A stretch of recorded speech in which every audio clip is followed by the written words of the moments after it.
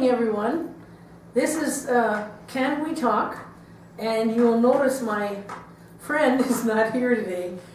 She actually decided at the last minute she didn't feel real well, and so Teresa's not here today. So I'm going solo for the first time. And I'm just going to start by saying that there have been a lot of troubling things here locally that have happened personally to me since I motioned the council to have my own seasonal display, which didn't mean it had to be related to Christmas or anything else, but I wanted to have a seasonal display on city property, just like the Lions, Lindbergh Lions had gotten to. And so the city council voted to allow me to do that. And there's been a lot of things that have happened since then. I erected my display on about the 11th of December. Ironically, I haven't gotten the same time frame as what they were allowed, because they have been allowed for the last 2 years to put up their display from November 15th until February 1st. And so I wrote to the council on November 15th and didn't get a response until the first meeting in December, and then I was allowed to put my display up the 11th or 12th of December. Vandals have slashed a number of my flags off, stolen them, wrecked them. There have been, to date, one individual that was caught damaging my display, and that case is moving forward at the county attorney's office. And because I had put some of this information on my blog, and some of you may not know about my blog, it's robinhensel.blogspot.com. Most of the information that I talk about on here, as well as a lot of stuff I talk about at city council meetings, is on my blog, and the reason is to get public information out to the public.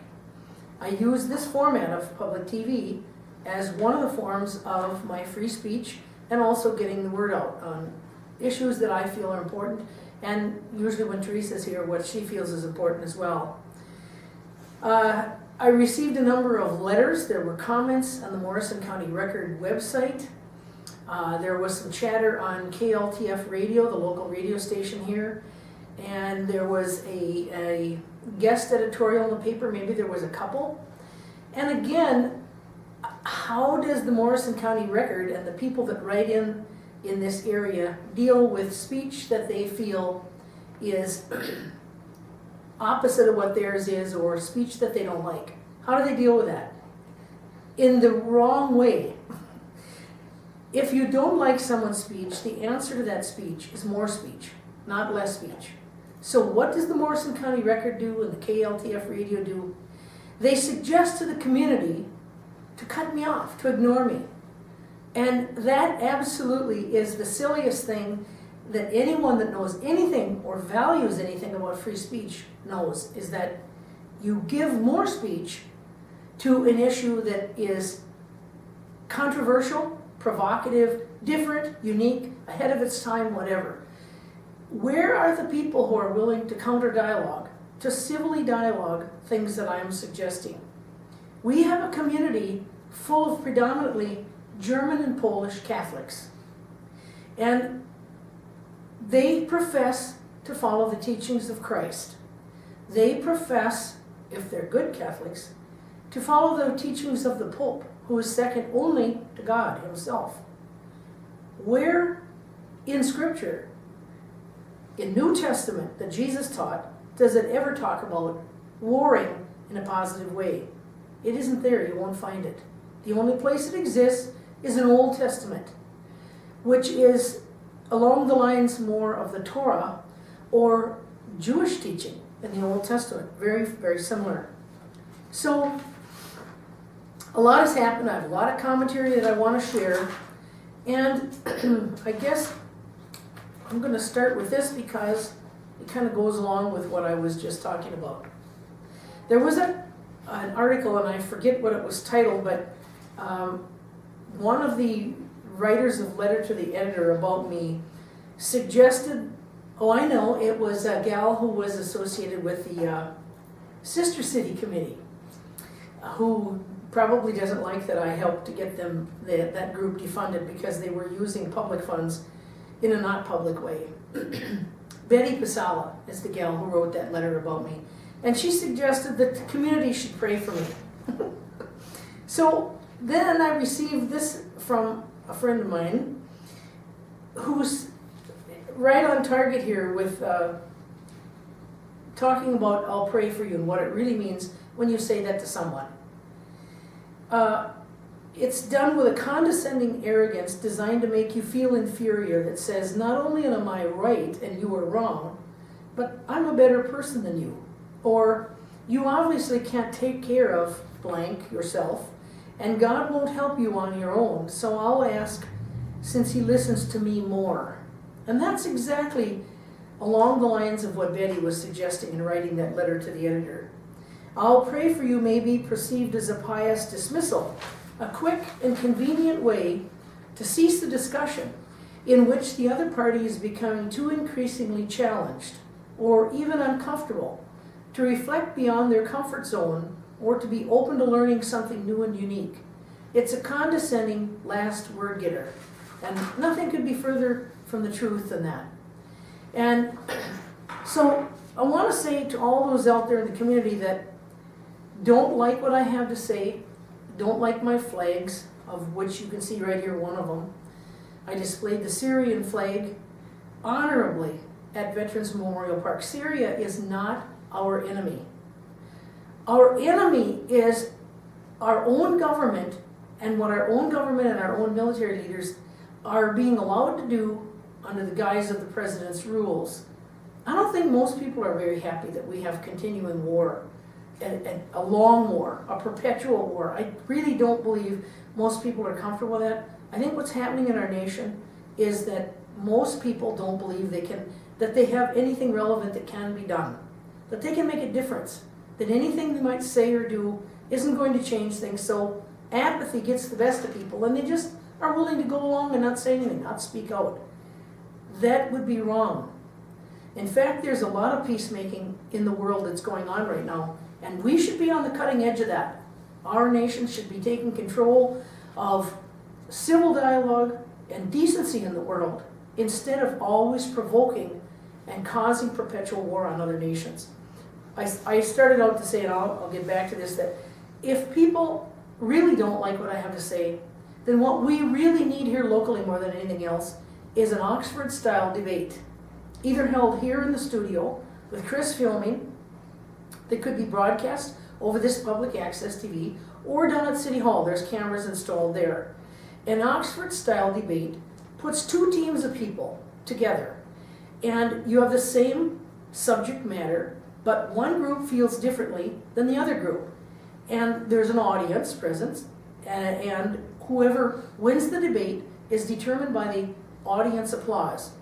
And I really think that that would be a wonderful way to dialogue here in town and get more discussion to the issues rather than people writing in letters to the editor about how they can't stand what I'm doing and they think I should leave and all this other stuff that doesn't solve anything. I am purposely trying to do provocative different things because frankly what has been going on within peacemaking organizations and individual groups isn't working. We are further from world peace than we've ever been. And that's about the most troubling thing that I can think of.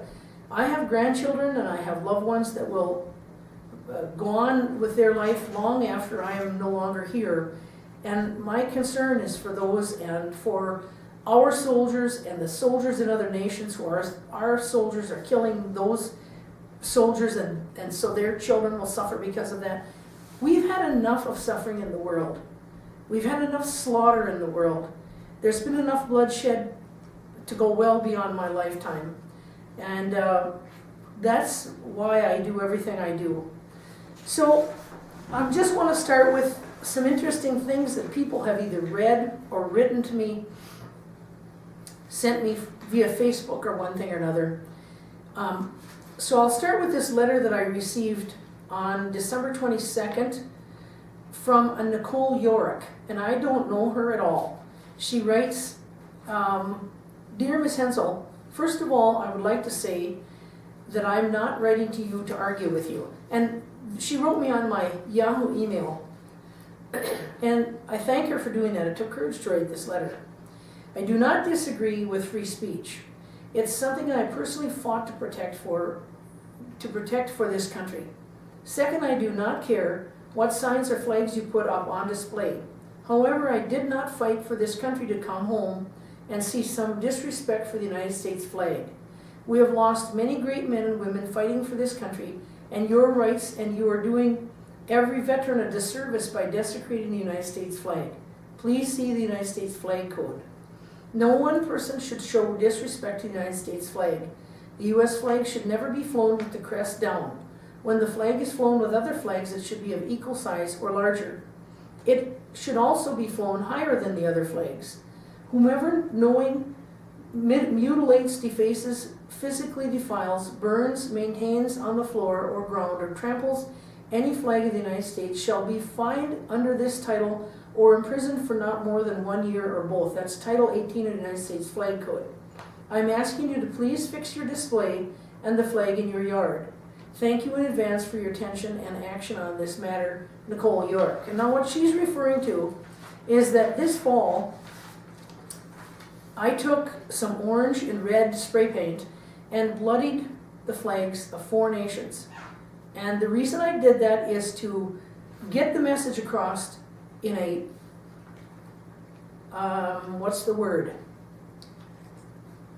dramatic way, so people could not miss it. That our country is dripping in blood right now. The United States flag I bloodied the British flag, the Israeli flag, and the Saudi Arabian flag, because those 4 nations, more than any, work in concert together and have created more bloodshed on the face of the earth than any other nations, ever. Okay, so my response, and she mentions the smaller American flag. I posted a very tiny flag, about this big, above my sign that says, you don't have to like what I have to say, respect what I have to say, but you do have to respect my right to say what I say. And that sign is at the Veterans Memorial Park as part of my display. I put that tiny flag up because the night or 2 before then is when some vandals, hooligans, un-American, unpatriotic individuals came by and slashed off 6 of my large flags. So I put the small flag because I didn't want any of my big flags to get stolen or wrecked anymore. And also it was in a way to symbolize how un-American, how uncivil, how unpatriotic this county and this area's citizens really are. Okay, so I'll get back to that in a minute. My response to Nicole was this: hello, Nicole. Thank you for writing with your concerns. I have flown the United States flag upside down many times over the last 5 years, as my life has been repeatedly threatened and my private property has been trespassed and property stolen or vandalized multiple times. It's not illegal to desecrate the flag. I bloodied the flags of America, Israel, and I spelled it Israel, Saudi Arabia, and Britain to illustrate the carnage that these 4 nations are responsible for. Flags on my property will fly as long as I choose. I plan to erect another controversial flag soon. And this is not in this letter, but I erected an Iranian flag and a peace dove on my property about 1.5 weeks to 2 weeks ago. It is to show we should be making allies, not enemies. No other nation is our enemy at present. There is a large American flag flying higher than all other flags at Veteran Memorial Park, which my display sits on. Not only that, 2 military flags also fly higher than any of mine. My United States small flag is there for a reason, because my free speech has been spat on for the last 5+ years, and it continues to date. My rights are just as important as anyone else's. I have been demonized by many for my dissent. Many members of the community have invited violence and hatred towards me for my unpopular views, speech, and activism. It will remain there until I take down my display before the deadline. My father was in 37 battles, and he almost lost his life many times while aboard the USS Fanning during World War II. My brother, my uncle, died in the war while flying a test plane. My ex-husband was an Air Force pilot. Almost every male in my family served honorably. My nephew was in Iraq for the second invasion, and my three brothers all served, one in Iraq, the first invasion. No need to lecture me on military service. I support bringing all our soldiers home now and closing all foreign bases, and will continue to spread my message far and wide into the future until there's lasting world peace. Our military aggressions and stupid choices continue to make us all less safe, not wise at all. Again, thanks for writing. Peace and all good, Robin. Okay, and this letter was written by a local gal on Facebook.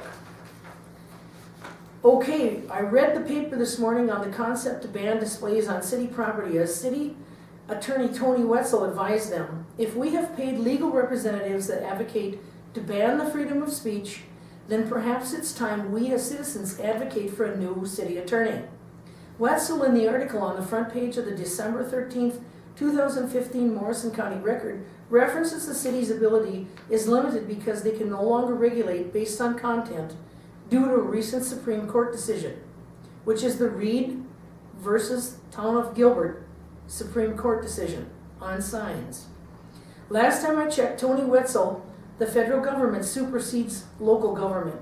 Rather than go around what the federal government has put forth for all citizens in the United States, how is it that you have reached this decision to advise a ban on local displays based on the actions of one single citizen, Robin Hensel? In our time, I checked, Tony Wetzel, the federal government supersedes local city government. Rather than go around with the, oh, I'm sorry, I already read that part. One single citizen, Robin Hensel, in our small town. As a taxpayer, I don't want any rights afforded to my city taken away. Tony Wetzel should retire.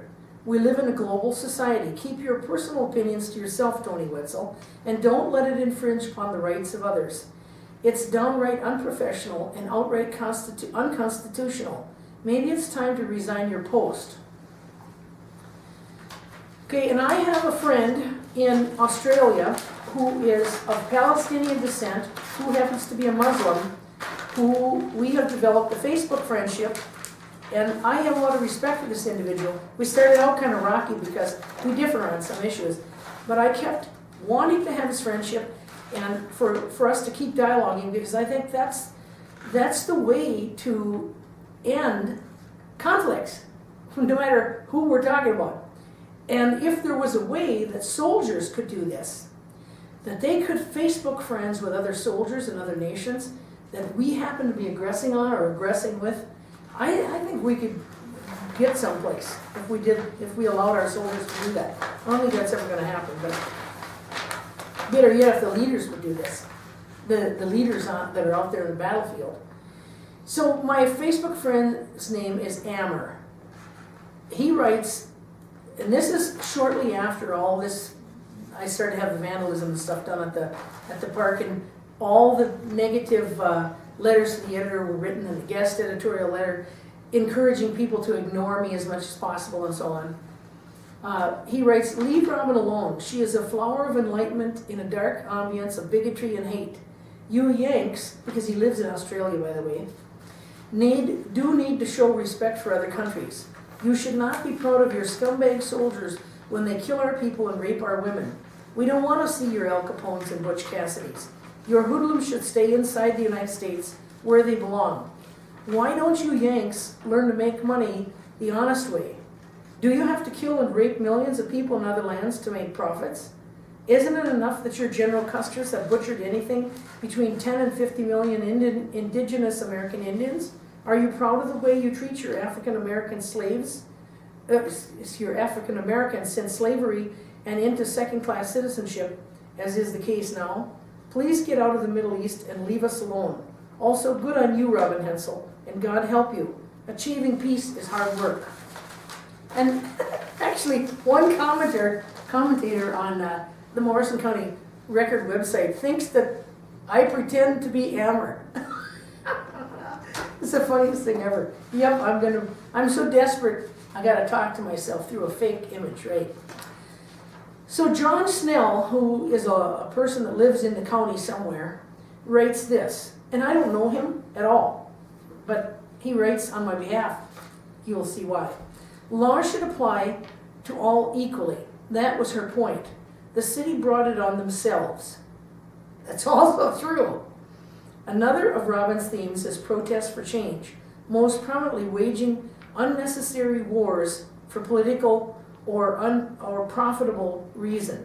Merry Christmas to all and peace.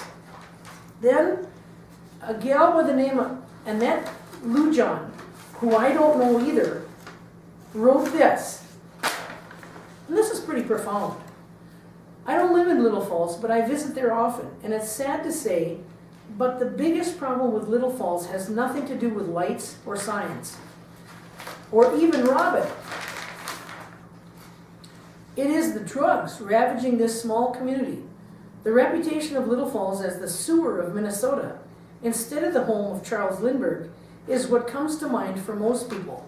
Whatever the police, mayor, city council, teachers, business owners, or just concerned citizens need to do, I really don't know, except to say, what is with the culture of the people that such a small place has been almost completely taken over by drugs? And just a thought, the lack of Christmas lights is almost fitting. This town is in its death throes and should be a mourning for all the children who are the true victims of the drugs and will be the next generation to be taken by them if something isn't done. Get to work, Little Falls, and don't worry about painting the house when it's fallen down. I thought that was an interesting comment. Now, Amber writes again, and this letter was actually sent to, I believe this is the one that he sent as a guest editorial to the Morrison County Record, and they rejected it. They have not allowed it to be printed. Dear Sir, Madam, I have been following events in your locality because of the activities of a Facebook friend of mine called Robin Hensel in her town, Little Falls.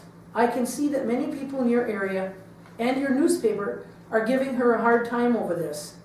Actually, I'm doing my best to understand where you people are coming from and thinking, why should I give a damn what goes on in the Middle East, and saying those Arabs are all animals and they all deserve to die. Also, many of you will say we need to support our boys and girls no matter what. For you people, descendants of white settlers who exterminated and raped more than 10 million indigenous North American Indians, genocide always has its justifications. Also, some of your heroes are Jesse James, Butch Cassidy, Bonnie and Clyde, Al Capone, Dillinger, Dutch Schultz, Lucky Luciano, and others who would have been called criminals in other cultures. Your legacy is also about black slavery and color segregation.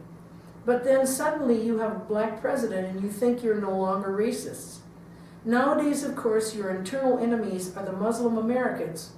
After genocide and slavery inside the United States, you people decided to control Latin America. Your country was instrumental in making those countries unlivable, and yet you dare to complain why you have so many Hispanics crossing over illegally into your country. You have forgotten the invasions of many Central and South American countries, Operation Condor, the military coup, and the civil wars that you caused. But as if that wasn't enough, you invaded Vietnam and Cambodia and exterminated 3 million Vietnamese by making them fight each other and using chemical warfare, etc. In the end, you came out of them humiliated, and 52,000 of your soldiers died there needlessly. Then you moved into the Arab and Muslim world, and as a result, millions have been murdered and many millions displaced. Then you have the audacity to blame religion for the stuff-ups of the Middle East. For your information, our Middle Eastern religions, be they Islam, Christianity, or Judaism, are the pace setters for all most good ethics, conventions, and laws of the world. Our religion did not invent the sexual revolution that was invented in the United States, and they did not invent Playboy either, another American invention. The US has the worst healthcare system in the advanced countries. If you people had any sense, then you should migrate to Canada. The United States has been and still is a greedy capitalist environment with a dysfunctional economy that in the past had to invade more Indian territories than parts of Mexico and then invade foreign countries to recover financial and economic losses. Where Robin Hensel comes into all of this is that there seems to be a fantastic American tiny majority who want to say enough is enough. Let us learn to live by our means. Let us make an honest dollar for a change. Let us stop invading foreign countries and let us be good to Black and Muslim Americans. I know that some of you will point out that Australia has committed similar crimes, and this is true. However, Australia is not only a follower of the world's, Australia is only a follower in the world stage, follower of the United States, and is not a world leader like that of the United States and Russia. I'm hoping that readers will consider my comments above objectively and not take them as offensive, and my sincere thanks to you for publishing this letter and to my friend Robin Hensel. Regards, Amber. So, just for something different to inject in here, and then I'm going to get back to this, I want to let people know about a book that I received from David Swanson, who is the author of this book, and the creator of World Beyond War website. And with his permission, I decided to, day by day, read a page or two, highlight the stuff that I think is, it's all important, but highlight the stuff that people really should not miss in here. And my tendency with book readings, I'm always doing so many things, is that if I don't take things a little bit at a time, I tend to put them aside and don't get at it for a while. So each day, for the last couple of weeks here, I've been highlighting a couple of these pages, and then I take a picture of it with my cell phone, and I upload it to Facebook, and to Twitter, and to Google. And on Facebook, I've been highlighting and tagging some local young people's names, and some of the Twin Cities with the Black Lives Matter movement, because I won't always be around to lead in the fight for peace.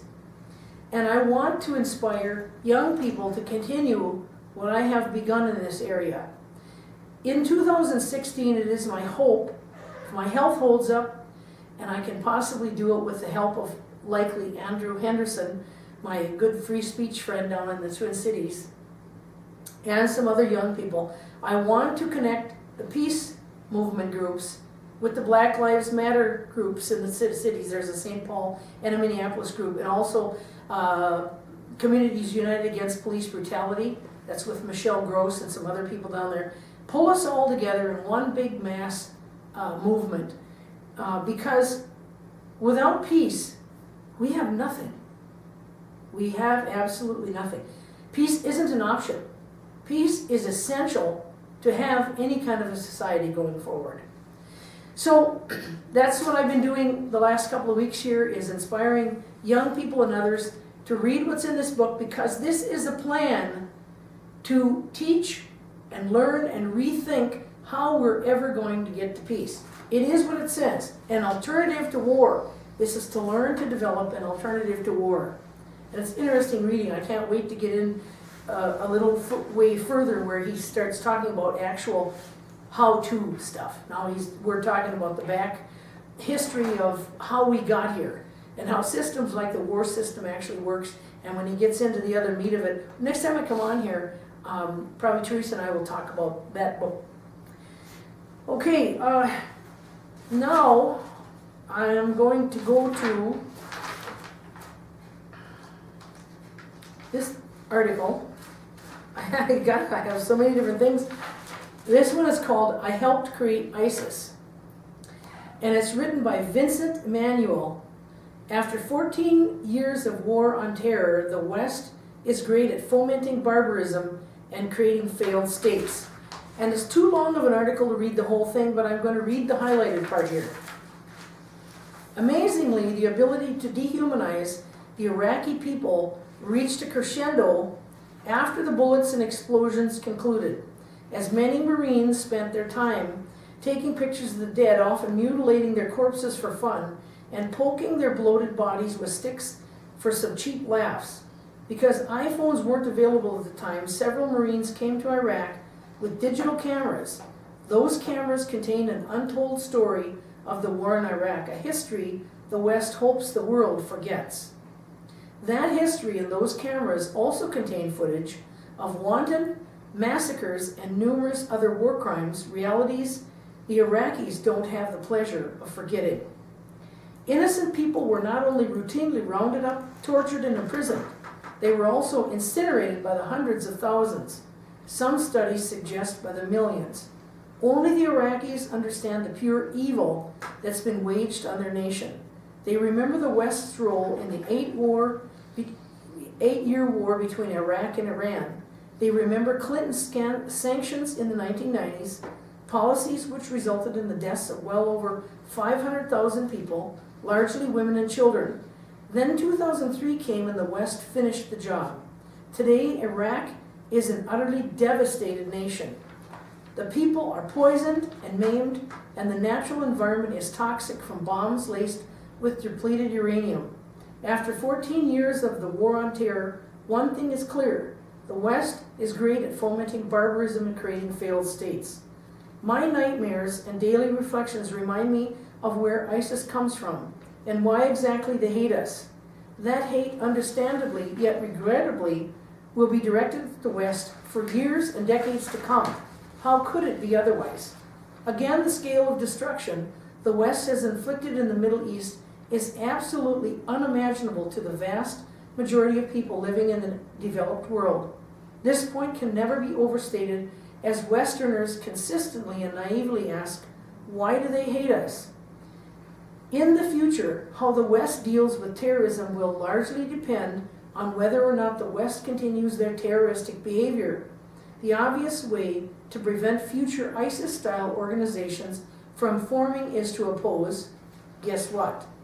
Western militarization in all its dreadful forms.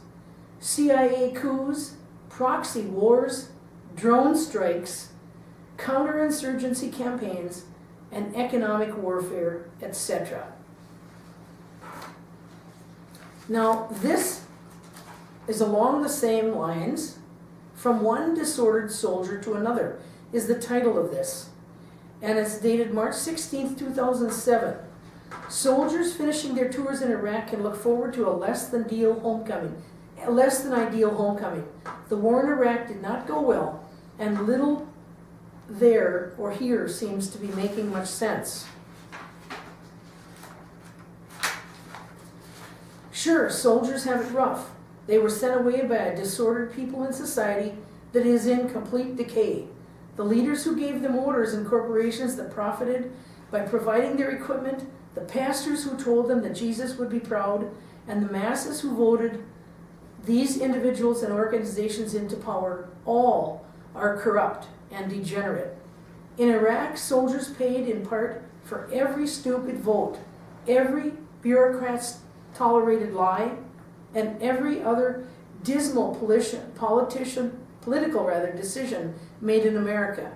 In time, many will realize, as we do, that our politicians do not support the ideals they claim to believe in public settings, and few of us, military soldier or activist soldier, will ever enjoy the Sousa fluff world of flag waving and apple pie the way we used to. The future of freedom and justice is in too serious a jeopardy to ignore and remain sane. Those who ignore everything but beer and television are truly disordered, both mentally and emotionally AWOL, absent without leave. By facing reality, man begins the journey toward independence and empowerment. When enough of us are ready to exert our independence and power together, the world we all dream about and still yearn to find will become reality. That's from a soldier that has PTSD. How are we doing for time here? Half hour. We have that left? Oh, I'm doing good, half hour left. Now this article is written by Teresa Sikora Lovas, and it's titled Patriotism Runs Much Deeper Than Saying the Pledge. I've been giving serious thought to the Pledge of Allegiance, especially at City Hall. And for the last couple of months, I stand, but I don't pledge. And there's a reason for that. If I'm going to pledge, I'm going to pledge to the Constitution only. The other thing is that I'm not in third grade anymore. And I think there's way too much pressure to go along, to get along, from the time we're early in the grade school, to go along with the crowd with this patriotic kind of theme. I don't think that's good for our young people. I think that's actually dangerous. And I'm not saying that we shouldn't honor our flag. I'm not saying we shouldn't honor our country. But I am saying, as a patriot, that if we all go along to get along, and our country is doing things that are illegal and immoral, what does that say about us individually? I don't want to be on that side of history. I'm making every attempt so that I'm not going to be on that side of history. We in the United States have a very odd and juvenile concept of patriotism. It seems to involve flying flags from a pickup truck and berating others for not saying the Pledge of Allegiance, or posting memes that let everyone know how much one hates flag burners. That's not patriotism. That's mindless adherence to a simplistic idiom, America, love it or leave it. If you want to show me real patriotism, talk to me about the Constitution. First, I'm not ever going to pledge allegiance to an object. If you were asking me to pledge allegiance to the Constitution, I would at least consider it. But a flag? Come on. We're a nation of people who care more about a symbol than anything that symbol represents. Many people rail against anyone burning the flag. Why? If you care more about a flag than the right of citizens to burn that flag in a peaceful protest, you are the opposite of a patriot. You can feel bad about it. You can disagree at the top of your voice with whatever the protesters are saying. But the moment you tell them that they can't burn the flag, you are the worst that America has to offer. In fact, if that's how you feel, you belong in North Korea. Now, I'm going to stop right here because this is me talking, not this writer. I don't think it's right for anybody to say that if somebody doesn't adhere to whatever it is, they should leave the area they live in or leave the country. That's not American. That's not the way our forefathers dealt with leading this nation to become a republic. It just isn't. That's more like something that you'd hear a fascist in a fascist nation say. This is back to this article now. Pledges of allegiance are for lesser nations than ours. They are for governments that know they will lose the support of their citizens if the curtain is ever pulled back. It's mindless repetition to guarantee no protests, no flag burnings. It's brainwashing children to love something for no other reason than that they are told to do so. The United States of America doesn't need a pledge. The Pledge of Allegiance creates a far less patriotic citizenry. If we remove the pledge entirely from our society and instead used all that culminated time to spend a few hours each year teaching and, more importantly, truly studying the Constitution, we would be so much closer to living up to what our founding fathers expected of us, what we should and can be. We have the greatest system of governance in the world. We have the oldest and best Constitution the world has ever known. Teach our kids what it says and what it means. Admit to them that we have never reached, or that we have never reached what we should be. Admit we have been at times a terrible country with terrible policies. Admit we committed near genocide to take this land. It was dirty and ugly and so shameful. And we created the greatest country in the world on the land we viciously and grotesquely stole. Slavery, internment camps, the Trail of Tears, government-sponsored racism. We have been that horrible and worse. Don't whitewash any of it. We didn't do it for any of the reasons, we didn't do any of those things because of the Constitution. We did those things in spite of the Constitution. Teaching our children to face every horrific thing this country has done and challenge them to do better. Rather, I should say teach. Show them the reality of the country today and make sure they understand how far we have to go. Stop trying to explain the ugliness away. Teach them what the flag really is. A symbol not only of our greatness, but of our ugliness as well. We need to be ashamed of the awful and proud of the good. We need to be able to understand things that aren't black and white. We need to know why we're patriotic, and we need to defend the rights of citizens that hate everything we stand for and espouse everything we hate. Otherwise, we're just North Korea with better haircuts. Now I have some information that I want to share about this Supreme Court decision called Reed v. Town of Gilbert. And why is this so important? Well, because signs are important. Signs are one of the biggest and most important forms of free speech ever. And that's why I chose to have all my signs in my yard. And just in case people aren't aware of the history of the signs in my yard years ago, that was fall of 2011. I didn't start out with a whole slug of signs in my yard. I had one little sign that was as big as this piece of paper, about like that, 1 feet by something. And it was on the front of I have a porch on my house, and it was right up in the little arch part of my porch. And it stated that I supported the Occupy movement. And why did I support the Occupy movement? Because it was a terrific movement. And not only did I support that movement, but a lot of good people supported that movement, including one of the most important people on planet Earth, Archbishop Desmond Tutu, who happens to be one of my, I don't know if I want to use the word hero, but certainly he is one person who has implored me to be a better person, and I like what he stands for. He is an archbishop in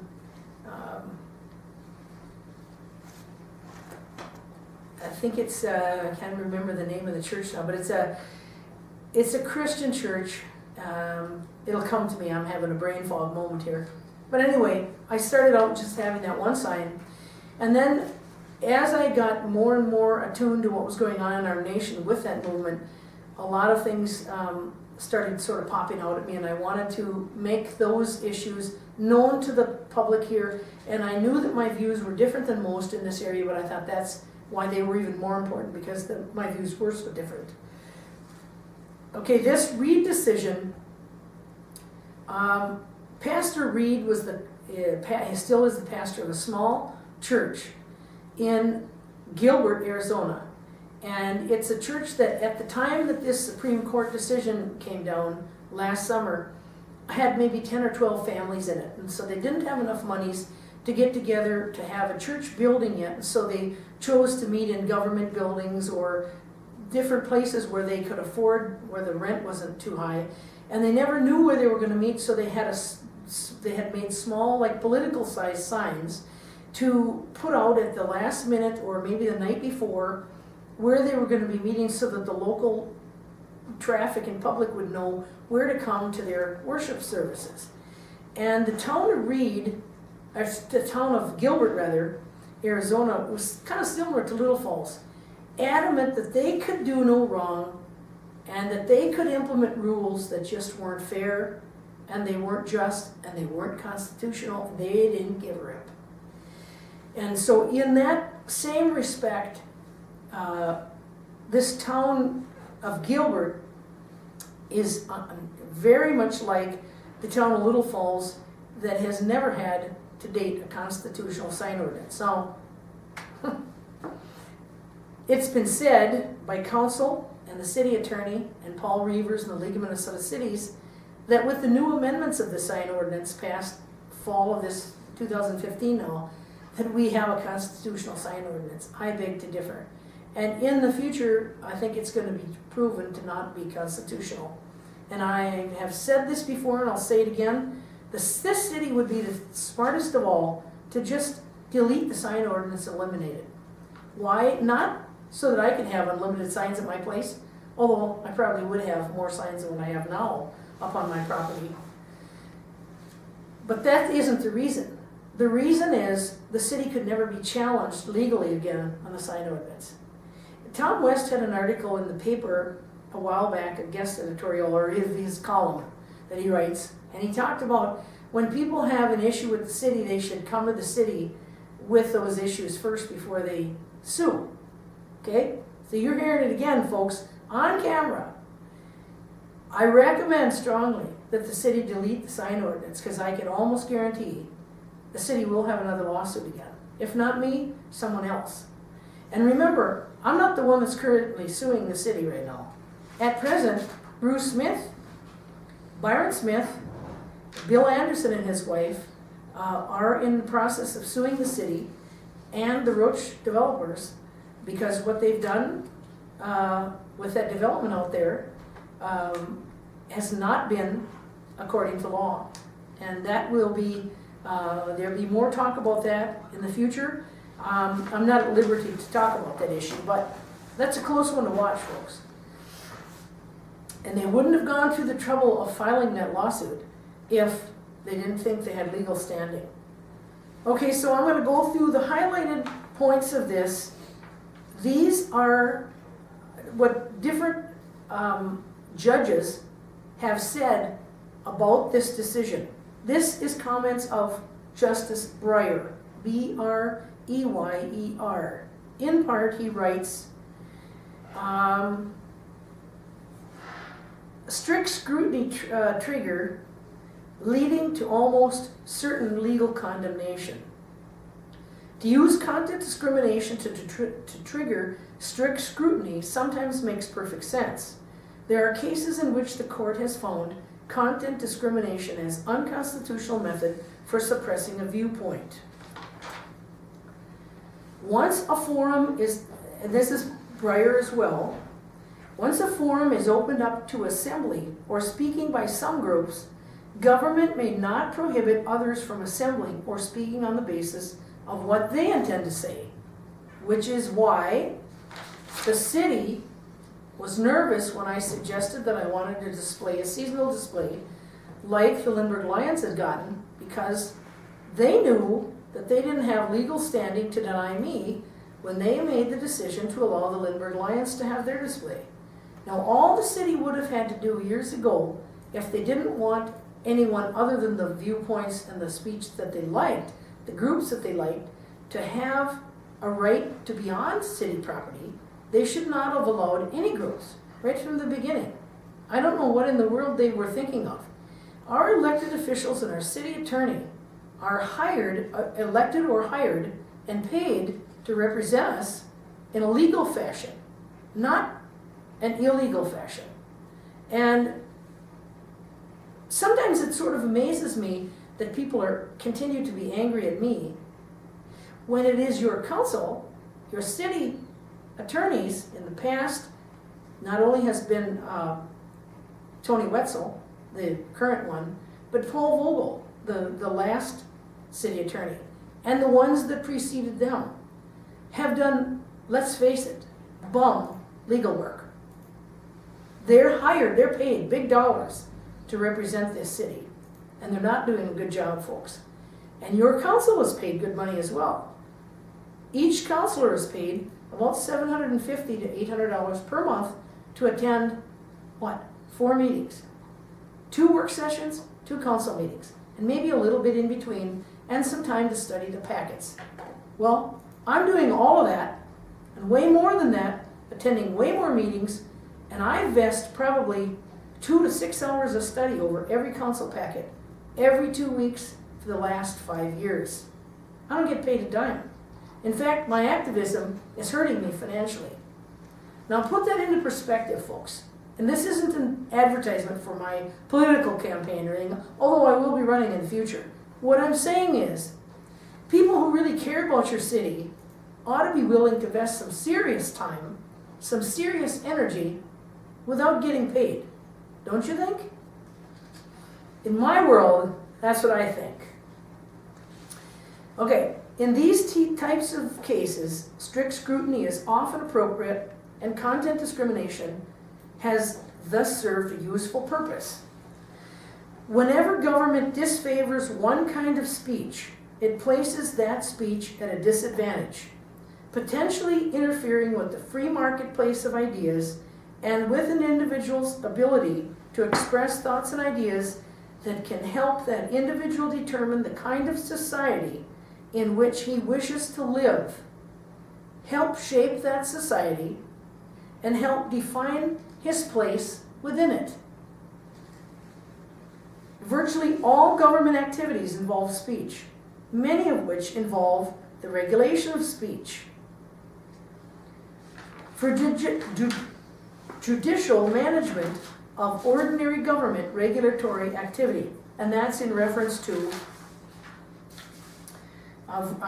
regulatory programs almost always require content discrimination.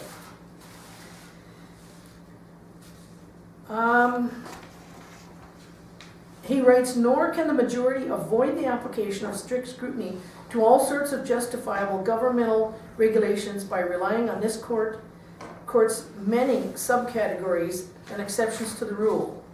The court has also said that government speech escapes First Amendment strictures. Treat content discrimination as strong reason weighing against the constitutionality of a rule where a traditional public forum or where viewpoint discrimination is threatened. And then I should have read the first part of that statement was the better approach is to generally treat content discrimination as a strong reason weighing against the constitutionality of a rule where a traditional public forum or where viewpoint discrimination is threatened.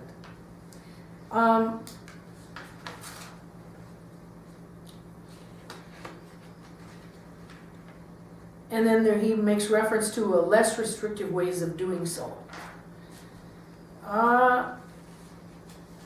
This is Justice Kagan.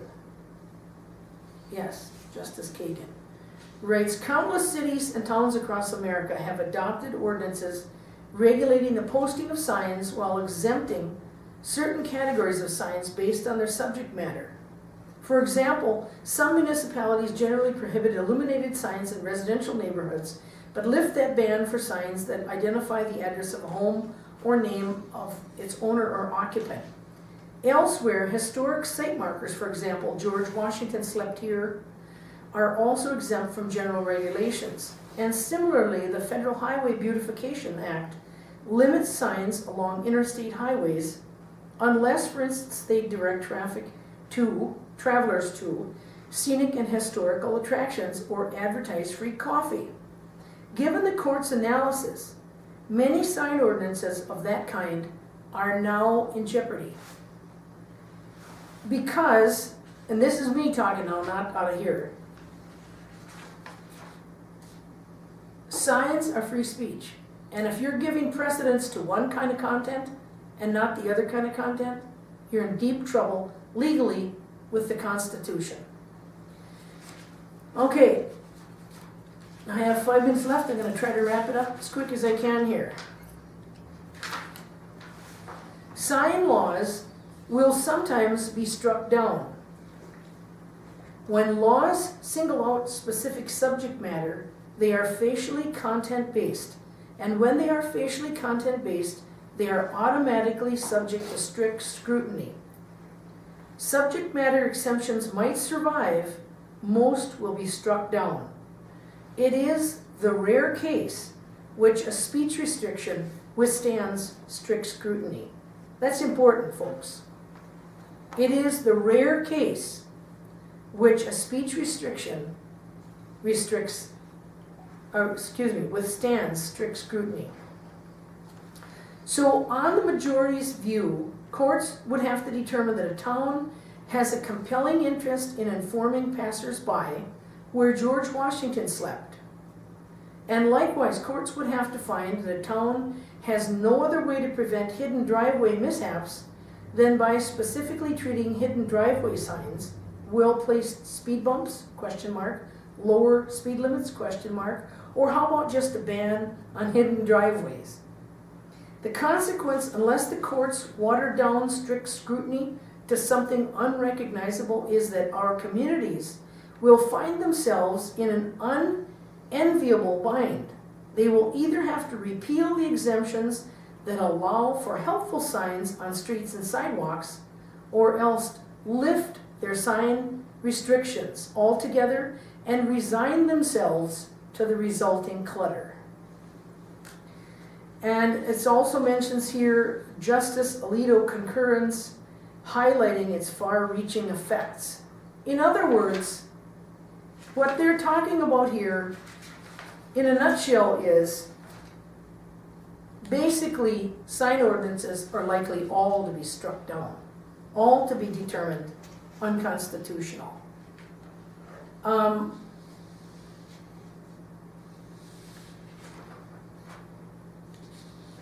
It also says, and this is under Justice Kagan, limiting all speech on one topic favors those who do not want to disturb the status quo. Subject matter regulation, in other words, may have the intent or effect of favoring some ideas over others. When that is realistically possible, when the restriction raises the specter that the government may effectively drive certain ideas or viewpoints from the marketplace. And that's why the Supreme Court can't allow the government to overstep its bounds, because that would be not fair to the citizens of this country. And I think we're probably approaching that 5-minute mark. On this episode, I probably should mention that myself and other individuals are going to be at Bank Square from 1 o'clock until 2 o'clock on this coming Monday, January 18th, in honor of Martin Luther King Day. And we're also celebrating and showing alliance to the Black Lives Matter movement. It'll be 5 years this Monday to the date that I first called my very first, is it right in the center there? My very first vigil was on January 17th of 2012. So this is the 5th year anniversary of that, and I want to welcome anybody to come out and be with us. This program will probably air after that event, but I wanted to take that time and show you the sign, one of the new signs I've made, and it's in the paper, so people should feel welcome to come. And we're going to meet at the Black and White Cafe for coffee afterwards and a discussion. Thanks for watching Can We Talk, and hopefully Teresa will join us next time.